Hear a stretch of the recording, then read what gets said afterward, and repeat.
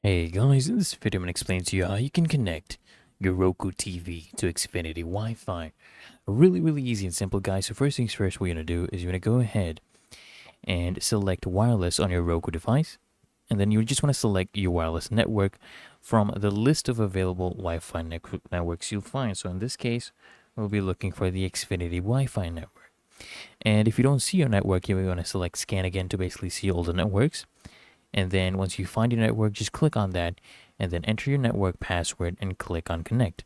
And then just follow the on-screen instructions to basically, complete the rest of the setup process. Really that easy and simple, guys. So I hope this guide actually provided value to you. And if it did, guys, consider smashing the like button as well as subscribing to frequently asked questions. And I'll see you in the next one.